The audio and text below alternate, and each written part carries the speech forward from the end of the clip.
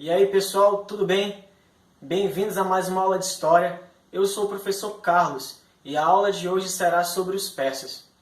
Afinal de contas, quem foram os persas? Onde ficava localizado esse império? Porque nós estamos estudando eles hoje e qual a grande contribuição cultural deixada por eles? Nós aprenderemos um pouco sobre isso na aula de hoje, beleza?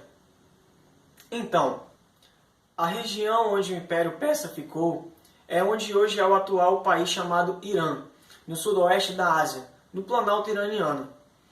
Lá é uma área muito grande, porém é uma região desértica e montanhosa, por isso pouco fértil.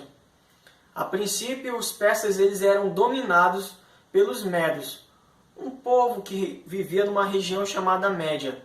Mas em 550 a.C., sob o domínio de Ciro, os persas dominam os medos e passaram a conquistar a região. Além disso, Ciro ele domina a Babilônia. Nos relatos bíblicos diz que os hebreus eles estavam sob o cativeiro babilônico nessa época, e é Ciro quem liberta eles. Depois vem Cambises, que é filho e sucessor de Ciro. Ele conquista o Egito, porém morre sem deixar sucessor. Com isso, Dario I, com o apoio de nobres persas, ele passa a ocupar o trono imperial. E o seu reinado ele é marcado por grandes construções de engenharia, entre elas as estradas, que ligavam as principais cidades do império, como Passárgada, Susa e Persépolis. Além disso, foi criada uma moeda unificada, o dárico, em homenagem ao rei Dario. Depois, Xerxes tenta conquistar a região da atual Grécia, porém fracassa. Com o enfraquecimento do Império Persa, várias satrápias elas se revoltam contra o Império Persa, até que em 330 a.C., Alexandre Magno ele conquista o Império Persa. A forma de administração dos persas tinha como característica principal as satrápias, que eram províncias cujos governantes eram os sátrapas. Professor, explica melhor isso daí. Bem, o nosso país, o Brasil, ele é dividido em estado para melhor administração de todo o território. As satrápias funcionavam dessa mesma forma também. Eram províncias, eram divisões, exatamente para ajudar a administrar o vasto território do Império Persa. E os governantes de cada satrápia eram chamados de sátrapas.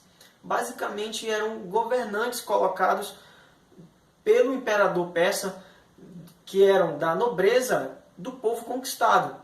Porque, pessoal, uma característica também especial dos persas era a forma de diplomacia, era a forma que eles faziam.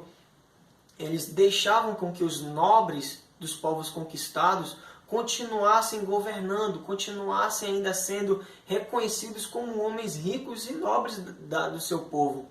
Então, eles não executavam os reis, eles não executavam as suas famílias. Não, eles deixavam lá. Só que eles deixavam também sobre vigilância constante de homens de confiança do rei. Então, os povos dominados pelos persas, eles podiam conservar os seus costumes, suas leis, sua religião e seu idioma. Então, para facilitar a comunicação entre as províncias, como eu disse, foram construídas diversas estradas, entre elas a Estrada Real, que com mais de 2.400 quilômetros de extensão, essa estrada ela atravessava todo o império. E por elas passavam os correios reais, o exército e as caravanas de mercados. Pessoal, os correios dessa época dos persas, eles eram invejados por outros povos, porque basicamente eles atravessavam 2.400 quilômetros, mais do que isso, em 7 dias. Não era comum para essa época ter algo desse tipo, algo tão grandioso dessa forma, tão organizado. Como é que eles faziam isso? Basicamente, um cavaleiro ele levava consigo uma mensagem, cavalgava mais ou menos até 25 quilômetros, ele tinha lá um posto de descanso. Após isso, ele passava essa informação para um outro cavaleiro que seguiria com essa informação para outro posto até chegar no seu destino final, né? Então, o Império Persa ele desenvolveu um magnífico sistema de correio para a época. O legado do Império Persa foi a religião, o zoroastrismo. Essa religião foi criada por um profeta chamado Zaratustra. Basicamente, o zoroastrismo pregava a interpretação dualista do mundo. O que isso significa? Basicamente, eles acreditavam numa luta de forças opostas, a força do bem contra o mal. Eles acreditavam também que as pessoas precisavam ser boas o tempo todo, porque assim eles mereceriam o paraíso ao final. E se fossem mais, uma espécie de inferno, como nós conhecemos hoje em dia. Muitos dos valores do zoroastrismo acabaram sendo adotados por outras religiões, no judaísmo e, por consequência, o cristianismo. Então, pessoal, essa foi a aula de hoje. Espero que vocês tenham gostado. Se vocês tiverem alguma dúvida, podem deixar aqui nos comentários. Continuem estudando em casa, façam seus exercícios e deixem seu like. Beleza, galerinha? Valeu, até a próxima!